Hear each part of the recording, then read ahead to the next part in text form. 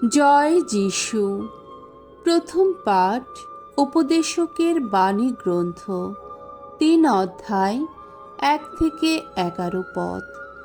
পৃথিবীতে সব কিছুর একটা নির্দিষ্ট সময় আছে। এই জগৎ সংসারে সমস্ত কিছুরই একটা নির্দিষ্ট কাল আছে।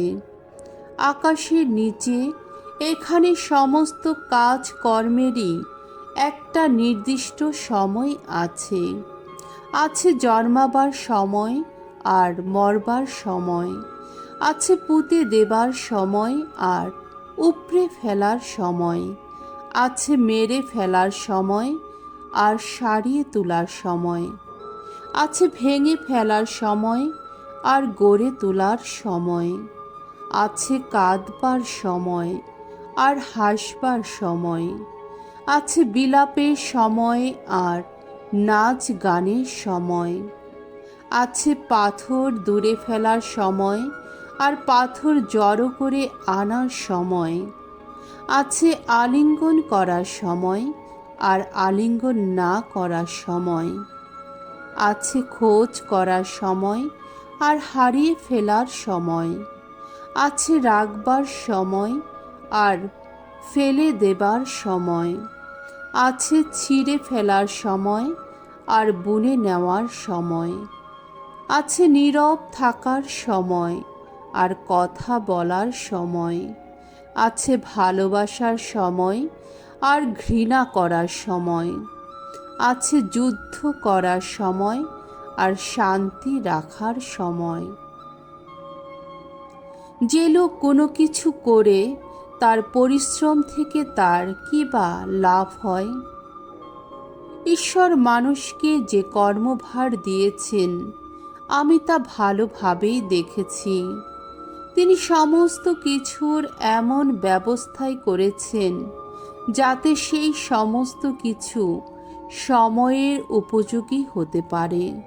তাছাড়া মানুষের অন্তরে তিনি কাল প্রবাহের একটা সামগ্রিক চেতনাও জাগিয়ে রেখেছেন। অথচ ঈশ্বর যে কাজ করেন, গোড়া থেকে শেষ পর্যন্ত তার অখণ্ড রূপটি মানুষ কিন্তু ধারণাই করতে পারে না। প্রভুর বাণী। ঈশ্বরকে ধন্যবাদ।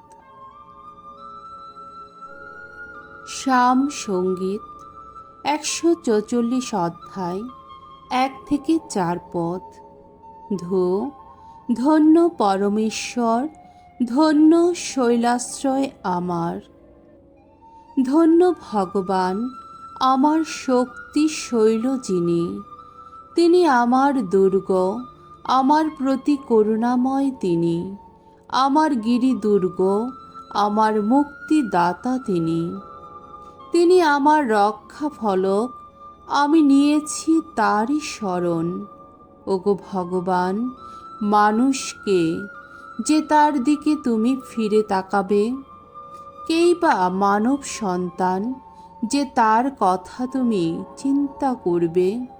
মানুষ যেন ক্ষণিকের নিঃশ্বাস, মিলিয়ে যাওয়া ছায়ারই মতো তার জীবনের আয়ু।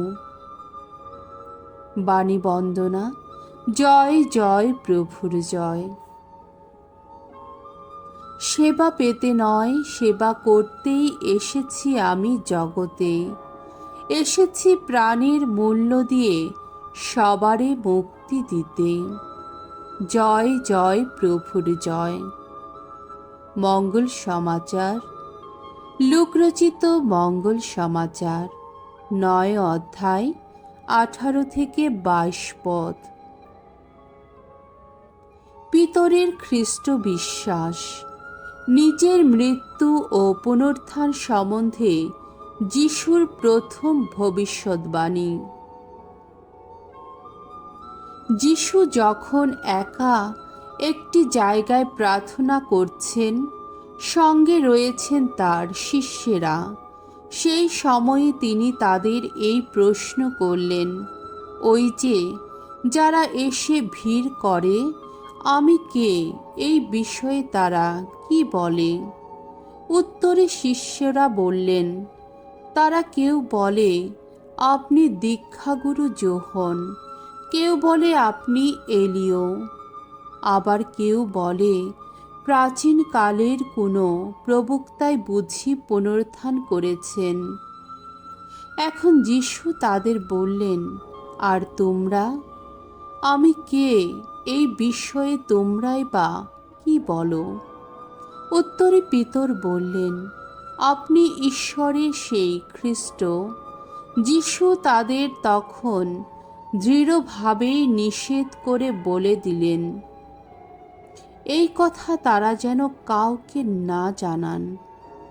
তারপর তিনি বললেন, মানবপুত্রকে বহু যন্ত্রণা ভোগ করতে হবে, প্রবীণদের ও প্রধান যাজকদের দ্বারা এবং শাস্ত্রীদের দ্বারা তাকে প্রত্যাখ্যাত হতে হবে, তাকে নিহত হতে হবে, তারপর তৃতীয় দিনে তাকে পুনরুত্থানও হতে হবে। প্রভুর মঙ্গলময় বাণী। খ্রিস্ট প্রভু তোমার প্রশংসা হোক।